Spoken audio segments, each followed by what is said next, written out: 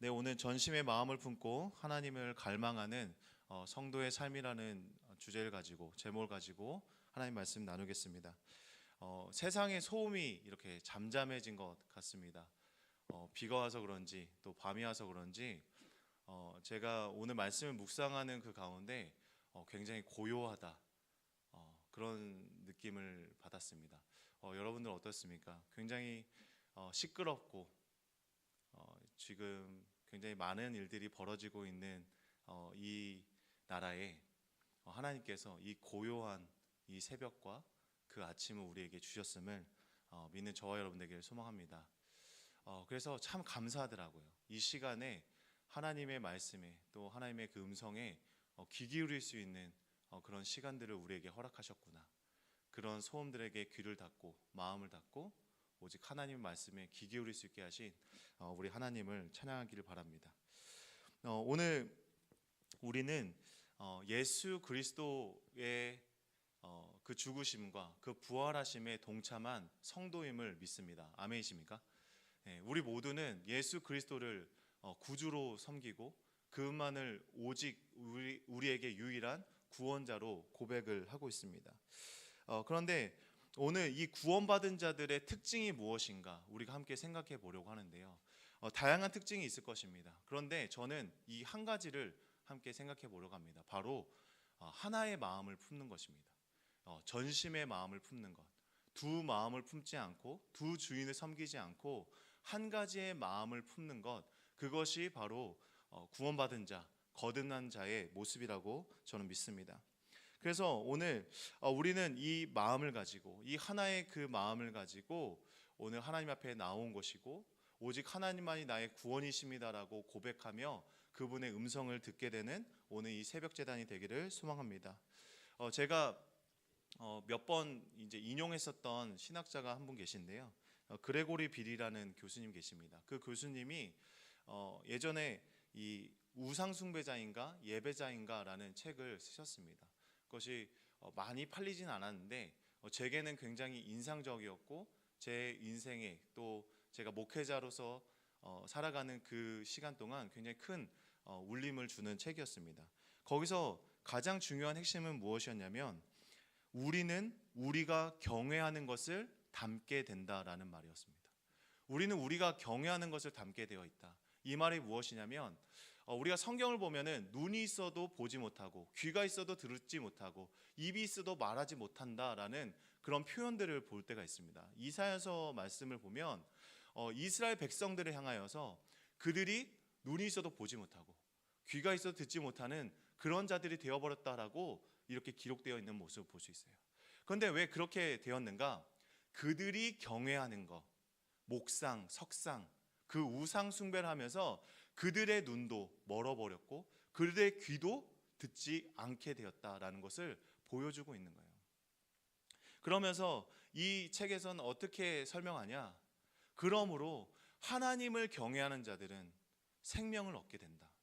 하나님을 경외하는 자들은 거룩의 힘을 얻게 된다라고 말하고 있습니다. 저는 그것이 오늘 우리에게 주어지는 가장 큰 메시지라고 생각합니다.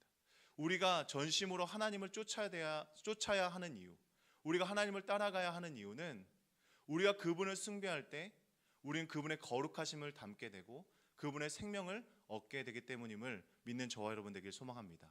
그래서 오늘 우리는 이 새벽 제단에 나와 하나님의 거룩하심을 사모하며 그분 한 분만을 구하게 된 줄 믿습니다.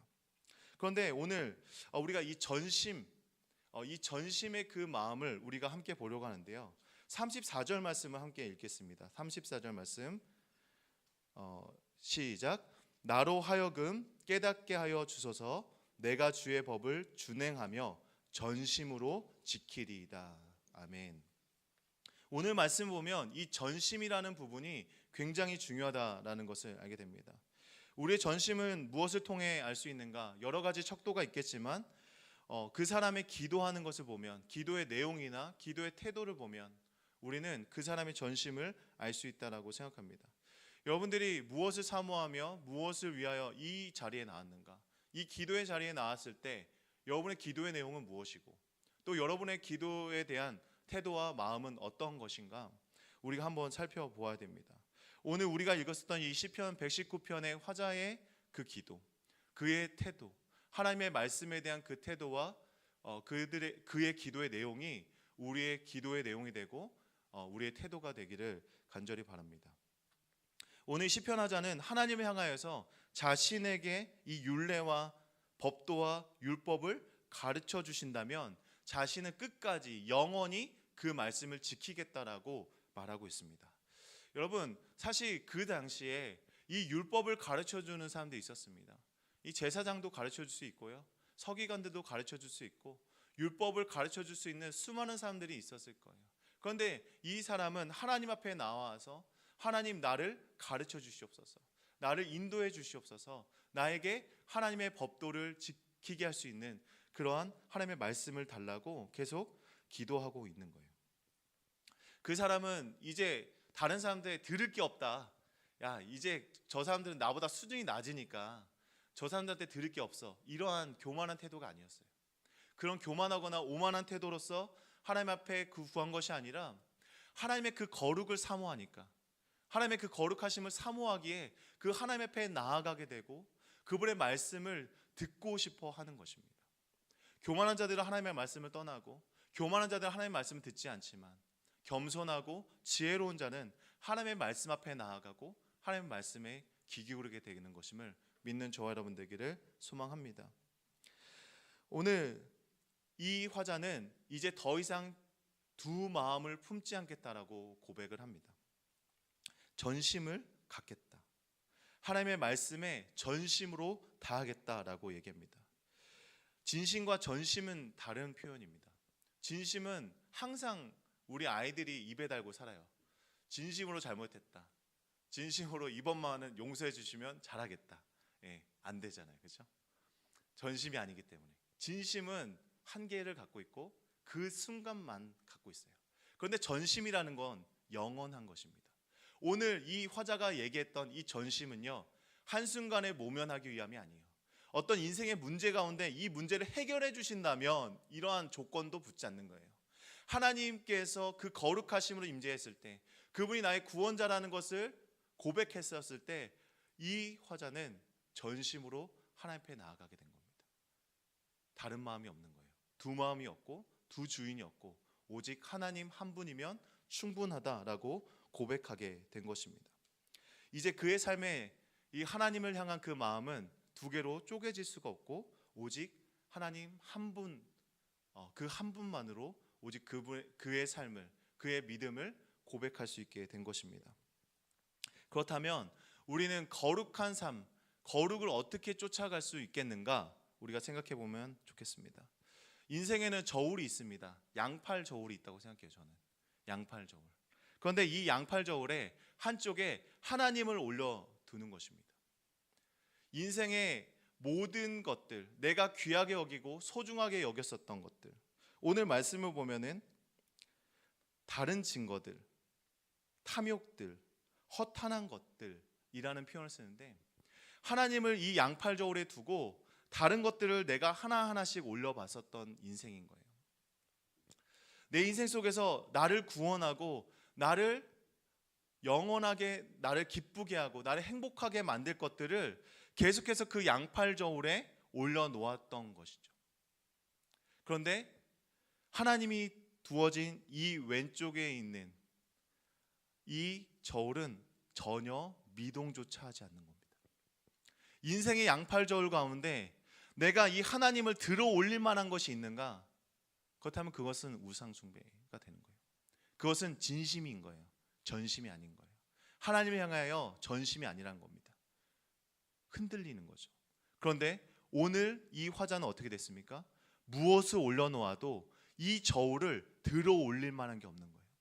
허탄한 것들, 사라질 것들, 영원하지 않은 것들을 계속해서 저울에 올려보았겠죠.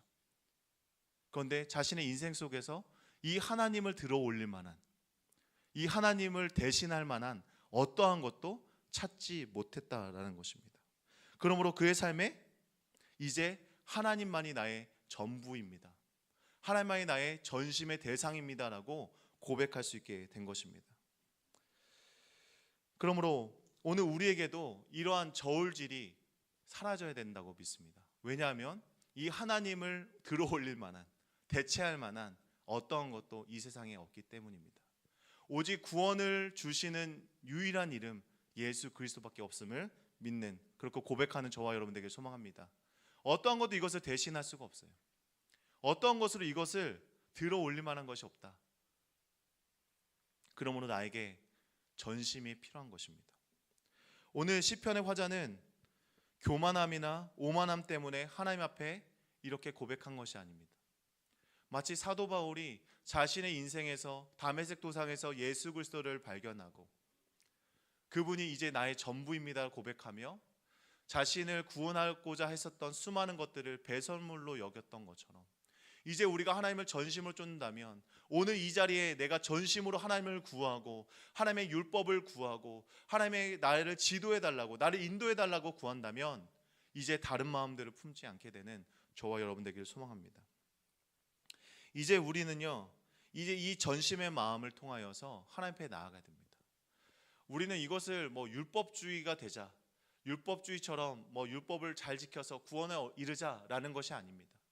우리는 내가 사랑하는 것, 내가 정말 사모하는 것, 내가 경외하는 것을 담게 된다라고 말했습니다. 내가 하나님을 알게 되자, 그분을 사랑하게 되자, 그분을 사모하게 되자 그 율법을 따라가게 되는 거예요. 예수 그리스도는 어떻게 사셨습니까? 하나님의 율법 그 1.1획도 땅에 떨어지지 않고 그 모든 것을 이루시는데 살아가셨습니다. 아멘이십니까? 내가 그리스도를 따라가는 제자들이라면, 내가 예수 그리스도의 제자로 살아가겠다라고 고백한다면 우리는 그분의 율법이, 그분의 말씀이 나의 삶의 기준이 되어야 된다고 믿습니다. 우리는 계속해서 흔들렸을 거예요. 내 삶에 많은 기준이 있을 겁니다. 왜냐하면 좋아 보이거든요. 다 나를 구원할 수 있을 것 같거든요. 나의 삶을 인도해 줄 것 같거든요. 편할 것 같거든요. 그런데 그 모든 것들이 하나님의 그 저울질 앞에 미동조차 하지 못하는 것임을 우리는 고백하게 되는 것입니다. 우리는 이제 귀에 걸면 귀걸이, 코에 걸면 코걸이 같은 신앙이 아니라 오직 하나님이 나의 전부 되십니다. 그 전심으로 쫓아갈 수 있는 저와 여러분 되기를 소망합니다. 그러므로 이제 이 시편의 화자의 고백처럼 하나님의 말씀을 내 삶에 세워주시옵소서, 하나님의 말씀을 나의 삶을 인도해 주시옵소서, 나의 삶의 기준이 되게 하여 주시옵소서 기도해야 돼요. 그것이 예수님의 마지막 기도였어요. 예수 그리스도께서 우리를 향하여서 주시고자 하셨던 것이 무엇입니까? 바로 성령 하나님이세요. 성령 하나님을 우리의 마음 가운데 모시고 그분께서 우리에게 은혜를 베풀어 주시고 우리를 보호해 주시고 우리를 가르쳐 주시기를 원하셨습니다. 우리의 삶의 기준이 하나님 그분이 되기를 원하셨습니다. 아멘이십니까? 그러므로 우리가 기도할 때마다 여러분은 무엇을 구하시겠습니까? 하나님은 가장 좋은 것, 그것을 가장 좋은 선물이라고 말하는 그 하나님 자신, 그 하나님을 구할 수 있는 저와 여러분들에게 소망합니다. 우리 안에 그 성령의 도우심과 그분께서 우리의 삶의 기준이 되어주시고 우리의 발걸음을 인도해 주실 등불이 되게 해달라고, 이 세상의 많은 소음들을 듣지 않게 하시고 오직 하나님의 말씀에만 귀 기울이게 해달라고 그렇게 기도할 수 있는 오늘 이 새벽이 되기를 소망합니다.